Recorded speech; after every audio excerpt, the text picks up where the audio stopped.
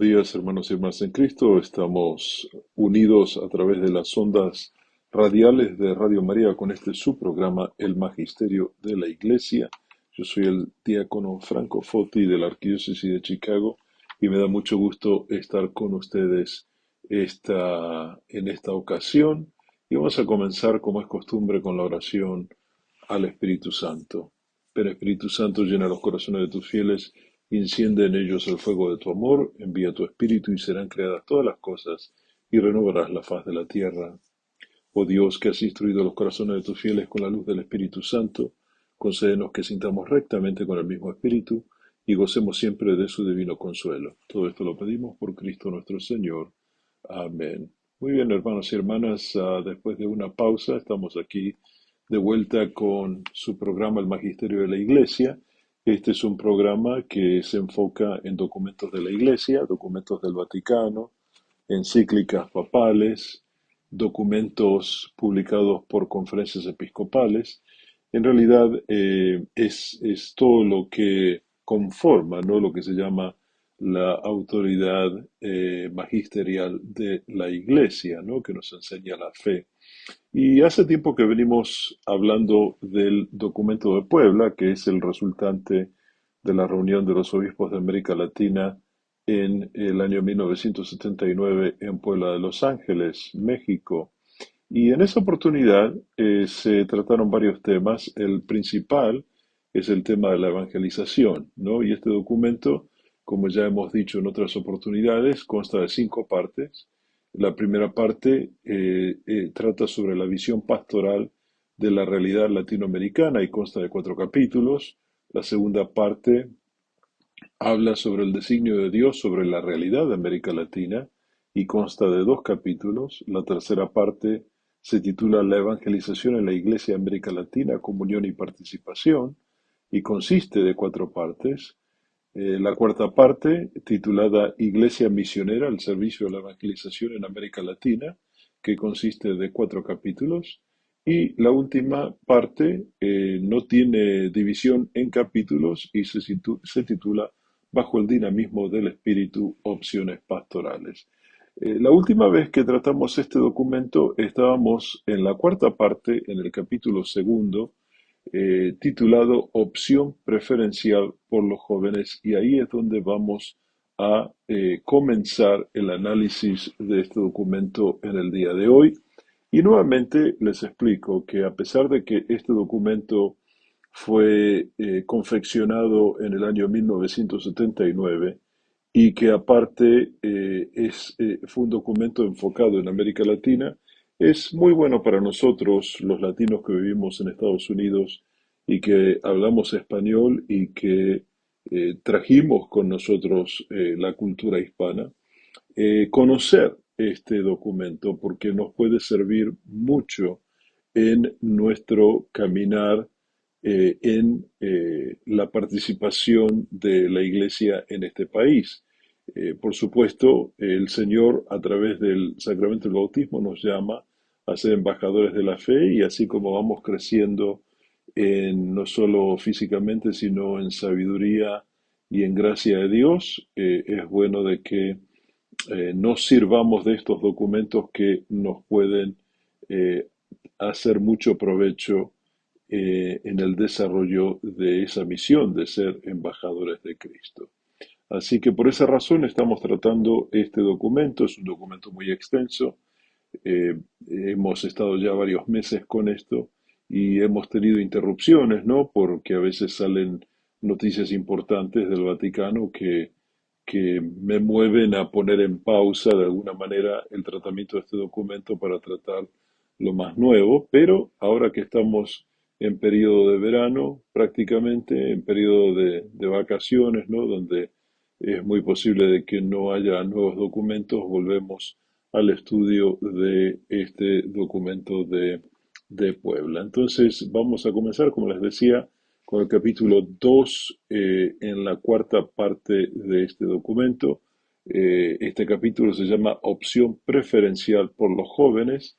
Antes habíamos hablado de la opción preferencial por los pobres. Así que vamos a ver qué nos decían los obispos de 1979 con respecto a los jóvenes. Y el punto 1166 dice, presentar a los jóvenes el Cristo vivo como único Salvador para que evangelizados evangelicen y contribuyan con una respuesta de amor a Cristo, a la liberación integral del hombre y de la sociedad, llevando una vida de comunión y participación. Pues muy bien, entonces este punto pone en claro que los jóvenes tienen que ser evangelizados para que ellos también contribuyan en el esfuerzo evangelizador. Muy bien, en el subtítulo siguiente dice situación de la juventud. Dice, la juventud no es solo un grupo de personas de edad cronológica, es también una actitud ante la vida en una etapa no definitiva, sino transitiva, y tiene rasgos muy característicos. Muy bien, entonces vamos a ver cuáles son esos rasgos. Dice, un inconformismo que lo cuestiona todo, un espíritu de riesgo que la lleva a compromisos y situaciones radicales, una capacidad creativa con respuestas nuevas al mundo en cambio, que aspira a mejorar siempre como signo de esperanza. Su aspiración personal más espontánea y fuerte es la libertad, emancipada de toda tutela exterior, es signo de gozo y felicidad, muy sensible a los problemas sociales, exige autenticidad y sencillez y rechaza con rebeldía una sociedad invadida por hipocresías y antivalores. Así que, por supuesto, este párrafo da una muy buena descripción de cómo los jóvenes se sienten, ¿no? Por supuesto, dentro de lo que podríamos catalogar como jóvenes, hay personas que no se acercan a la fe y que no tienen valores morales como los descriptos, pero esta es una buena reflexión sobre las características del joven, ¿no? Y pienso que los obispos cuando estaban tratando este documento pensaron en los jóvenes que tienen cierta relación con la iglesia. Muy bien. El próximo punto dice la juventud en el cuerpo social, ¿no? O sea, cómo es la juventud dentro de la sociedad. Y dice, el papel normal que juega la juventud en la sociedad es el de dinamizar el cuerpo social. Cuando los adultos no son auténticos ni abiertos al diálogo con los jóvenes, impiden que el dinamismo creador del joven haga avanzar el cuerpo social. Al no verse tomados en serio, los jóvenes se dirigen por diversos caminos o son acosados por diversas ideologías, especialmente las radicalizadas, ya que siendo sensibles a las mismas por su idealismo natural, no siempre tienen una preparación suficiente para un claro discernimiento, son indiferentes al sistema vigente o se acomodan a él con dificultad y pierden capacidad dinamizadora. Pues este párrafo, queridos hermanos y hermanas, nos presenta, ¿no?, que el joven puede ser atraído, ¿no?, por diversas ideologías, ¿no? Y aquí habla de ideologías radicalizadas, ¿no? Eh, Tal vez podemos hacer un poco de historia e ir a América Latina y ver cómo en la década del 60 y el 70 los jóvenes optaban en algunos casos por la violencia para hacer valer una idea o una ideología. Y eso ocurre porque en algunos casos jóvenes son atraídos, ¿no?, por diferentes teorías que en papel parecen como ideas muy buenas, pero en la práctica son difíciles de llevar adelante. El punto siguiente dice, lo que más desorienta al joven es la amenaza a su exigencia de autenticidad por el ambiente adulto, en gran parte incoherente y manipulador, y por el conflicto generacional, la civilización de consumo, una cierta pedagogía del instinto, la droga, el sexualismo y la tentación de ateísmo. Y claro, volviendo a la década de los 60 y 70, vemos cómo la idea del ateísmo toma mucho cuerpo a través de diferentes ideologías políticas como el comunismo, ¿no?, que nos presenta una sociedad totalmente desprendida de Dios. Y, y en esa época muchos de los jóvenes se sentían inclinados a ese tipo de ideología porque se presentaba como algo bueno. Pero por supuesto en la práctica no era muy bueno y no sigue siendo bueno en los lugares donde se sigue promoviendo esa ideología política. Así es de que si lo transferimos al punto de ahora, yo pienso que la juventud eh, sí tiene cierta añoranza, ¿no? Por lo que se considera divino o relacionado a la fe, pero también busca una fe que sea liberadora, no una fe que inhiba a los que la practican. Y para el joven a veces es difícil aceptar ciertas cosas que nuestra fe promueve y por lo tanto a veces encontramos con jóvenes que dicen, bueno, yo no soy religioso pero soy espiritual o yo no creo en la religión pero creo en Dios, ¿no? Entonces tratan de separar lo uno con lo otro, ¿no? Después de todo, la religión es la forma como uno se relaciona con Dios, ¿no? Y a veces personas piensan que estar afiliado a una religión es de alguna manera ah, eh, rendir cierta libertad, ¿no? Para estar en comunión con esa religión, ¿no? Pero todos sabemos que nuestra fe en Cristo Jesús es una fe que nos libera, ¿no? Entonces siempre tenemos que tener eso presente, ¿no? Cuando nos encontramos con personas que piensan que nuestra fe les ata, ¿no? Que presenta ciertas ataduras que someten a los demás, ¿no? Y bueno, y esto también es un tema que podríamos debatir hasta mañana a la mañana, pero eh, vamos a seguir con este documento. Dice, el joven ocupa gran parte del tiempo libre en el deporte y en la utilización de los medios de comunicación social. Y ahora lo vemos mucho esto, ¿no? Desde el arribo del Internet y todas las plataformas sociales vemos como todos los jóvenes se vuelcan a ese tipo de medios, ¿no? Sí, se sigue practicando el deporte, pero definitivamente el tema de los medios sociales y del Internet es algo que es parte de la juventud en general. Eh, Realmente no he conocido un joven de que no tenga por lo menos un teléfono inteligente con el cual se comunique con los demás o esté conectado de alguna manera con los demás.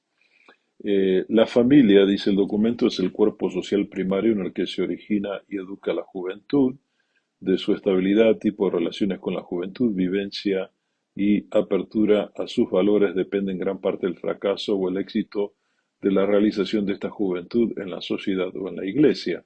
Y bueno, y aquí los obispos nos hablan muy claramente de que todos los jóvenes creciendo en un contexto de familia, en un contexto de familia saludable, ¿no? Eh, Obviamente pueden llegar a desarrollarse como seres humanos plenos, ¿no? A veces lamentablemente hay situaciones familiares difíciles por alguna razón u otra que no conducen a buen puerto a los jóvenes, ¿no? En la búsqueda de una vocación o en la búsqueda de una profesión. El punto siguiente dice, la juventud femenina está pasando por una crisis de identidad por la confusión reinante acerca de la misión de la mujer hoy. Los elementos negativos sobre liberación femenina y un cierto machismo todavía existente impiden una sana promoción femenina como parte indispensable en la construcción de la sociedad. Y por supuesto, en este tema, hermanos y hermanas en Cristo, debemos enfatizar, ¿no? De que en los últimos 40 años la sociedad en general ha evolucionado, todavía hay partes en el mundo que mantienen a la mujer sumisa bajo el poder de los hombres, pero en nuestra sociedad en la que vivimos sabemos de que la mujer ha tomado grandes roles que antes estaban casi reservados a los hombres, ¿no? Y vemos el buen fruto que, eso da, ¿no? La participación de la mujer, ¿no? Tal vez tradicionalmente la mujer estaba de alguna manera destinada a ser la ama de casa solamente, ¿no? Y no hay nada malo con eso. Pero la mujer en general se cerraba la posibilidad de tener una profesión, un trabajo, ¿no? Y hoy vemos como hay muchas damas que son médicos, arquitectos, abogados, diferentes profesiones, ¿no? Que han decidido concretar y eso ha sido muy bueno para la sociedad. En este momento en la iglesia, el Papa Francisco hace un esfuerzo muy grande por tratar de incorporar a mujeres en lo que es la gobernabilidad de la iglesia. Así que eso no significa de que vamos a dejar de tener obispos, pero eh, por supuesto, la mujer tiene que tener un rol importante dentro de lo que es la iglesia y bueno, ya se hablará en otra oportunidad, especialmente después de este sínodo, de la sinodalidad, sobre el rol de la mujer dentro de la iglesia, porque es uno de los temas que se trataron en el sínodo de octubre pasado o en la asamblea del octubre pasado y también va a ser un punto que se va a tratar en la asamblea de octubre de este año. Muy bien, volviendo a este documento de Puebla, hay un subtítulo llamado La juventud de América Latina. Y dice, la juventud de América Latina no puede considerarse en abstracto. Hay diversidad de jóvenes caracterizados por su situación social o por las experiencias sociopolíticas que viven sus respectivos países. Si atendemos a su situación social, observamos que al lado de aquellos que por su condición económica se desarrollan con normalidad, hay muchos jóvenes indígenas, campesinos, mineros, pescadores y obreros que por su pobreza se ven obligados a trabajar como personas mayores. Junto a jóvenes que viven holgadamente, hay estudiantes, sobre todo de suburbios, que viven ya la inseguridad de un futuro empleo o no han encontrado su camino por falta de orientación vocacional. Muy bien. Eh, es importante de que hagamos esta distinción, ¿no? Porque el documento habla de los jóvenes que viven en suburbios, que viven la inseguridad de un futuro empleo. En términos de América Latina, el suburbio es considerado como la periferia de la ciudad. No es necesariamente el suburbio como nosotros lo comprendemos aquí en este país. Es decir, en América Latina, los que tienen un buen pasar generalmente viven en las grandes ciudades y los suburbios son los barrios que quedan fuera de la ciudad donde vive la gente más humilde. Aquí en Estados Unidos creo que muchas veces ese fenómeno es al revés, ¿no? El suburbio es para la gente adinerada y la ciudad es para aquellos que tal vez tienen una condición más humilde. Así que en este caso se refiere a aquellos jóvenes que viven en un lugar más humilde y que lamentablemente eh, ven con imposibilidad un futuro eh, sea universitario o sea laboral. Muy bien, el próximo punto dice, por otra parte, es indudable que hay jóvenes que se han visto defraudados por falta de autenticidad de algunos de sus líderes o se han sentido hastiados por la civilización de consumo.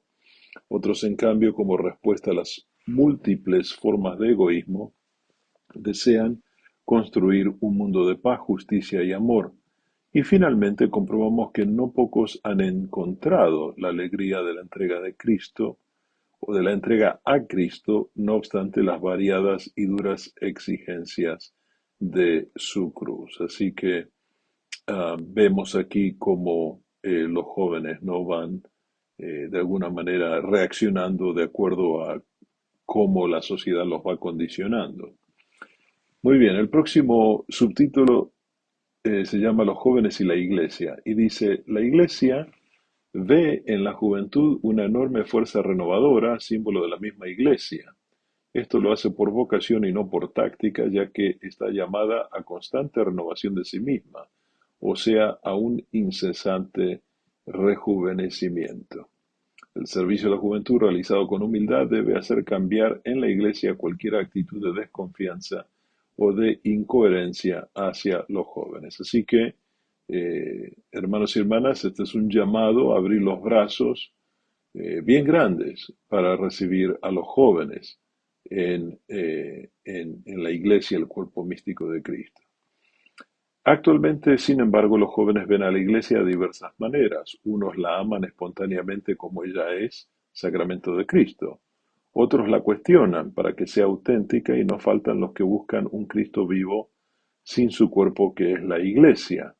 Hay una masa indiferente acomodada pasivamente a la civilización de consumo u otros sucedáneos desinteresada por la exigencia evangélica. Entonces, aquí los obispos es como que categorizan a la juventud, están los comprometidos, los que creen en Cristo y su iglesia, otros que buscan a Cristo pero sin la iglesia, y después otros que no están interesados en la búsqueda de Cristo, ¿no?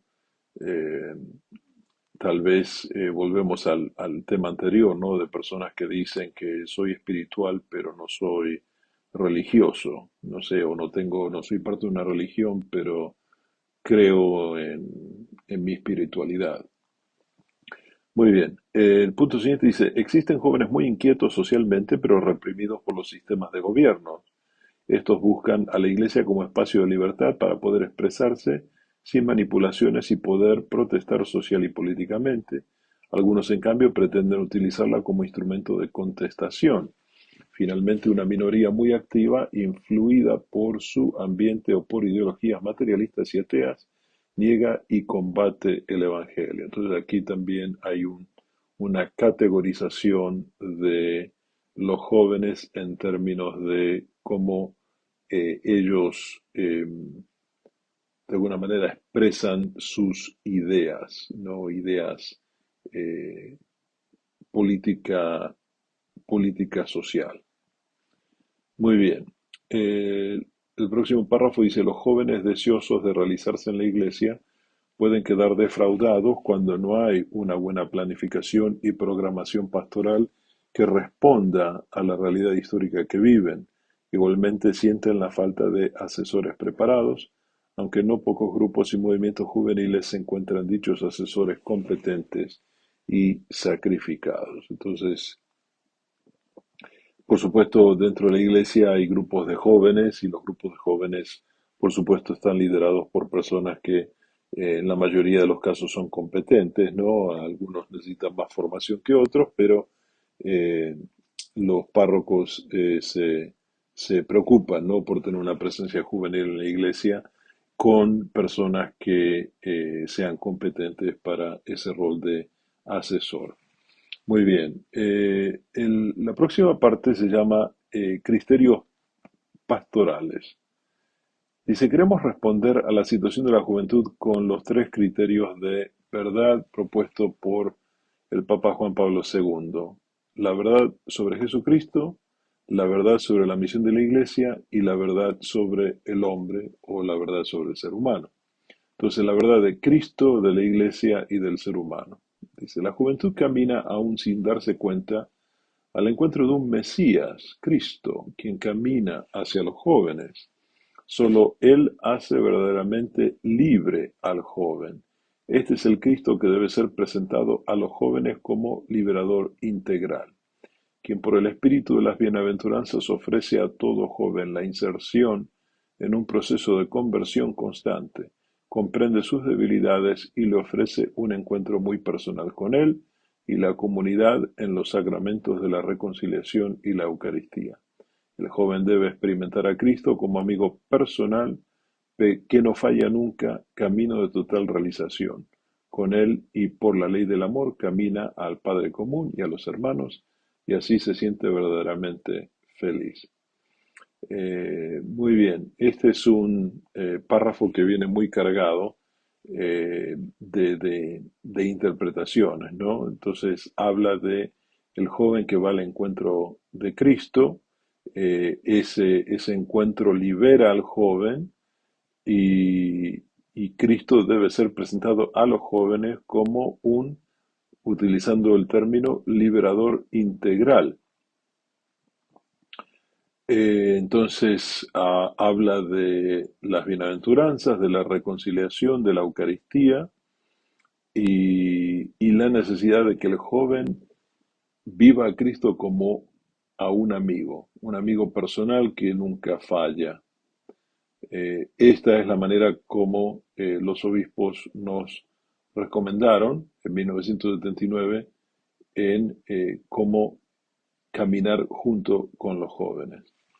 El próximo subtítulo dice: El joven en la iglesia. Dice: los jóvenes deben sentir que son iglesia, experimentándola como lugar de comunión y participación. Por esto, la iglesia acepta sus críticas porque se sabe limitada en sus miembros y los hace gradualmente responsables de su construcción hasta su envío como testigos y misioneros, especialmente a la gran masa juvenil. Entonces, en este párrafo que es más extenso, vamos a hacer una pausa aquí en esta interpretación. Entonces, los obispos nos invitan a que nosotros como iglesia recibamos siempre a los jóvenes y que los escuchemos y que aceptemos sus críticas. Y esto es importante, ¿no?, para tener en cuenta. Eh, el documento continúa diciendo: en ella, en lo que es la gran masa juvenil, los jóvenes se sienten pueblo nuevo, el de las bienaventuranzas, sin otra seguridad que Cristo. Un pueblo con corazón de pobre, contemplativo, en actitud de escuchar y de discernir evangélicamente, constructor de paz, portador de alegría y de un proyecto liberador integral en favor, sobre todo, los hermanos jóvenes. La Virgen Madre bondadosa, la creyente fiel, educa al joven para ser iglesia. Así que es un llamado por el cual los obispos nos exhortan a que abramos las puertas a los jóvenes que quieren ser parte de la iglesia, que tal vez no vienen con perfección, por supuesto, pero sí eh, verdaderamente traen un, una energía, ¿verdad?, que la iglesia necesita. Y en el último punto de este párrafo dice: el joven con las actitudes de Cristo promueve y defiende la dignidad de la persona humana. Por el bautismo es hijo del único Padre, hermano de todos los hombres y contribuye a la edificación de la Iglesia. Cada vez se siente más ciudadano universal, instrumento en la construcción de la comunidad latinoamericana y universal. Así que con esto vamos a ir a una pausa y vamos a regresar con este su programa, El Magisterio de la Iglesia. Por favor, permanezcan en sintonía. Ya regresamos. Gracias.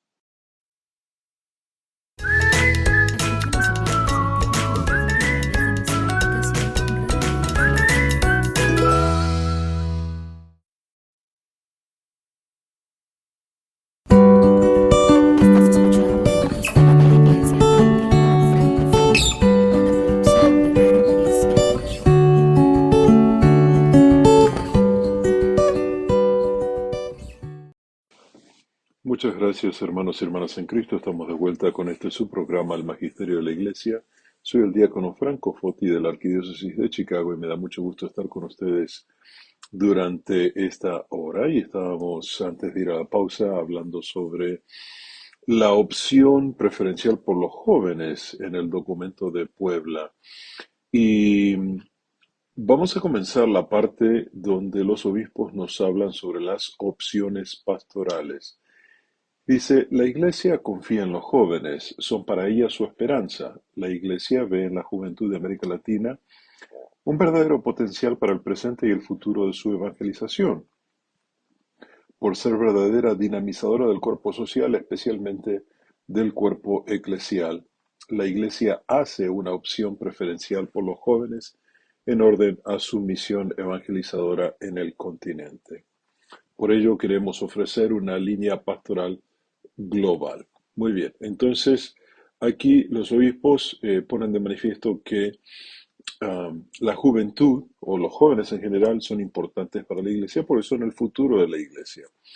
Entonces, vamos a ver lo que sugieren los obispos en este documento. Dice, la iglesia evangelizadora hace un fuerte llamado para que los jóvenes busquen y encuentren en ella el lugar de su comunión con Dios y con los seres humanos, a fin de construir la civilización del amor y edificar la paz en la justicia.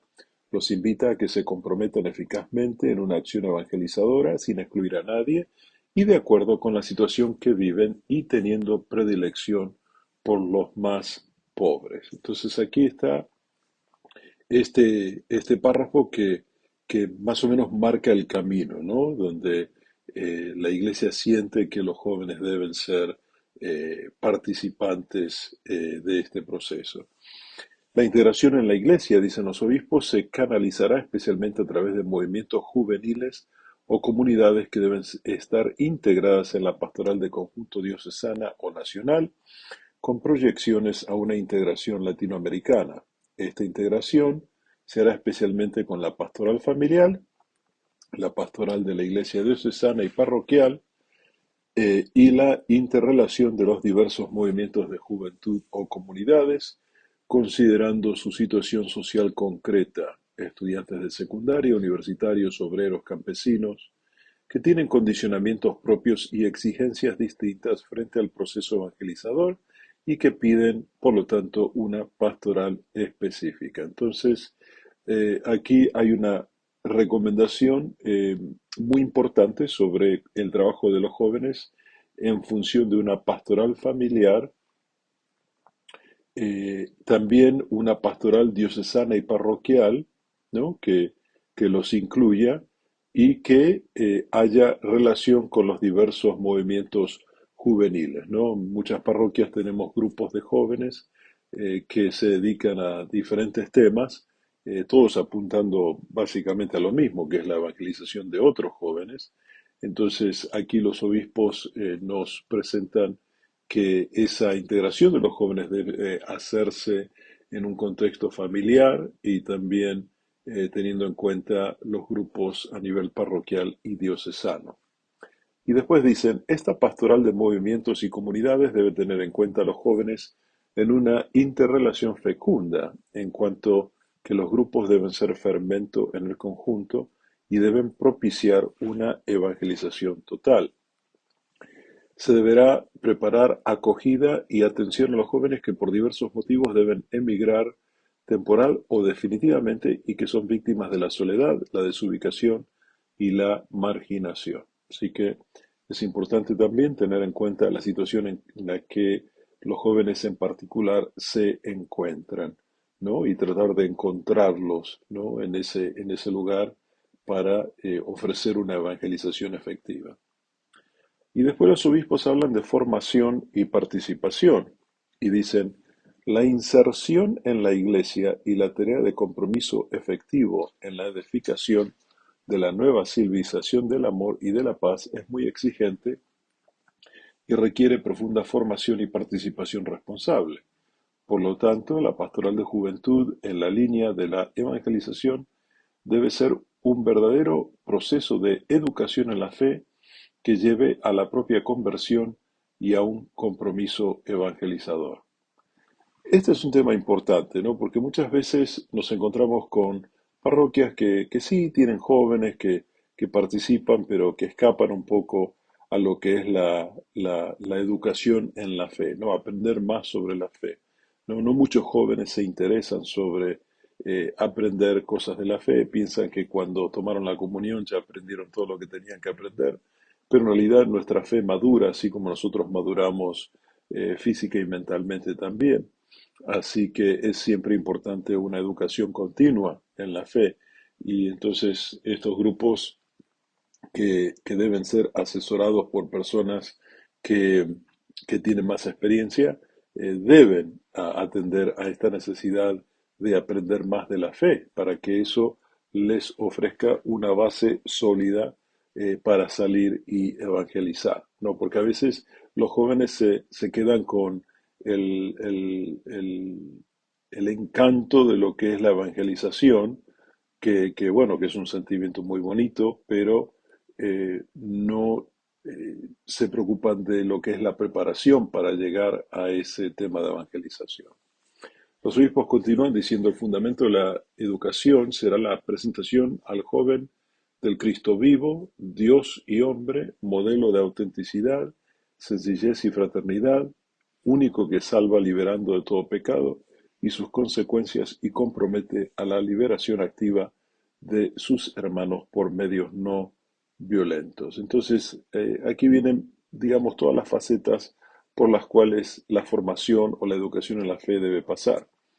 Y después dice, la pastoral de juventud buscará que el joven crezca en una espiritualidad auténtica y apostólica, desde el espíritu de oración y conocimiento de la palabra de Dios y el amor filial a María Santísima, que uniéndolo a Cristo lo haga solidario con sus hermanos. Entonces, por supuesto, no solo la educación en la fe es importante, sino que el desarrollo de una espiritualidad auténtica, como dice aquí, con una gran devoción a la Santísima Virgen María.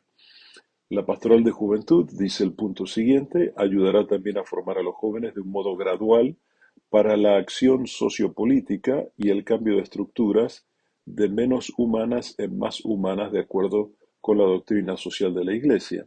Y esto es importante, mis queridos hermanos y hermanas, porque para que el joven pueda involucrarse en temas de doctrina social de la Iglesia, debe pasar primero por esa educación en la fe, por ese desarrollo de una espiritualidad, que son pilares fundamentales para comprender cómo los temas que se tratan en la doctrina social de la Iglesia sean llevados adelante, ¿no? Las condiciones del trabajo, el respeto a la vida, ¿no? Estos son todos temas de doctrina social de la Iglesia que obviamente es importante que los jóvenes los comprendan y también puedan difundirlos.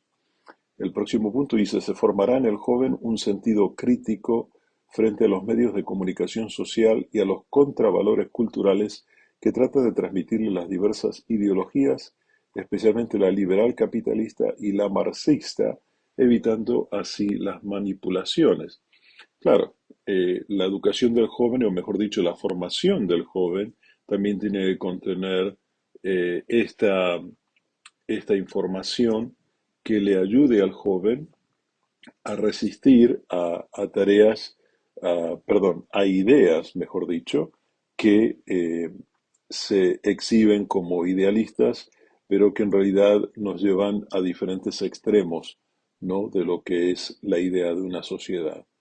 Los obispos continúan diciendo se empleará un lenguaje sencillo y adaptado con una pedagogía que tenga presente las diferencias psicológicas del varón y la mujer y esté signada por la mutua confianza y respeto recíproco en una conversión al medio en el que vive y actúa para centrar así su dinámica evangelizadora, ¿no?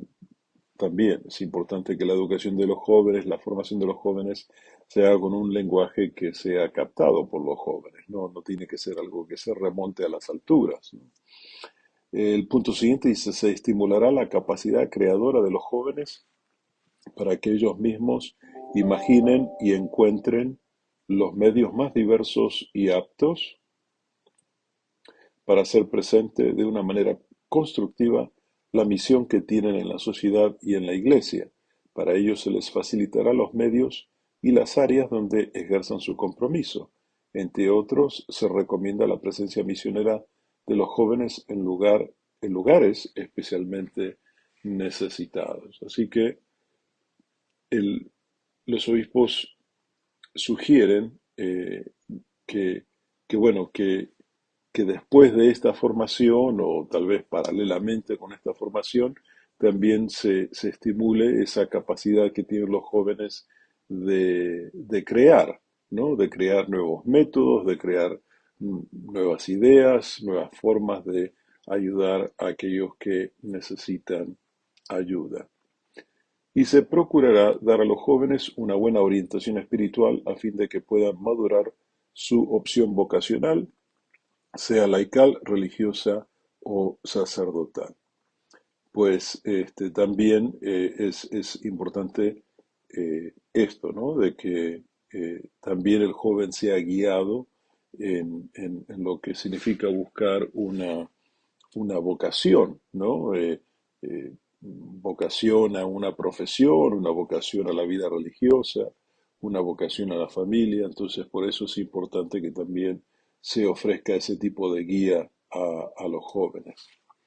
Y dice, se recomienda dar la mayor importancia a todos aquellos medios que favorecen la evangelización y el crecimiento en la fe, como retiros, jornadas, encuentros, cursillos, convivencias, que bueno, que son todos movimientos que, que han atraído a jóvenes, ¿no? Yo tengo experiencia de haber trabajado con un grupo de jóvenes de jornadas, ¿no? Que bueno, que hacen cosas muy buenas, no solo para las comunidades donde se encuentran, sino también para los jóvenes que participan de estos retiros espirituales especiales.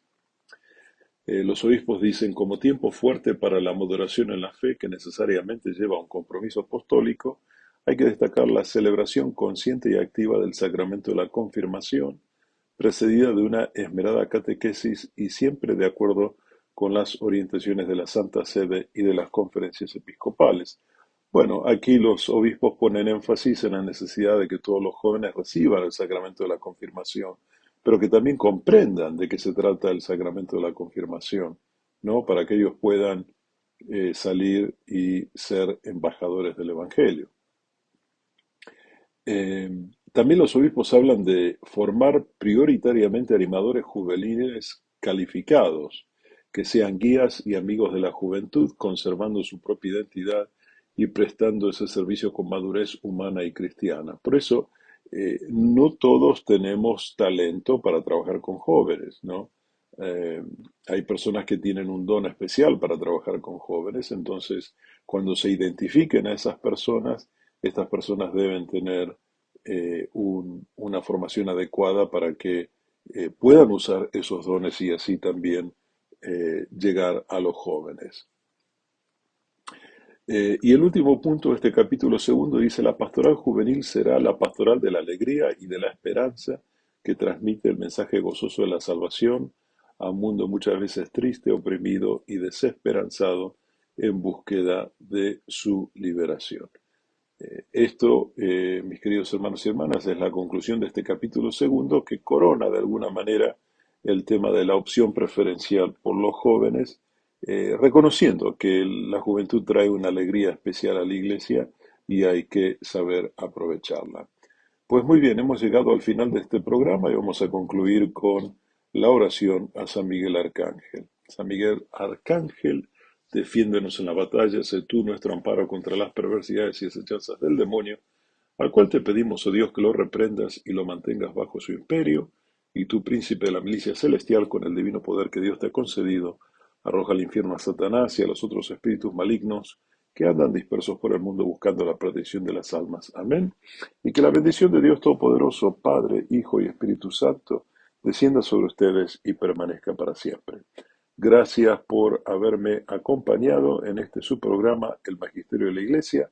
Soy el diácono Franco Foti de la Arquidiócesis de Chicago y me ha dado mucho gusto estar con ustedes el día de hoy. Gracias. Radio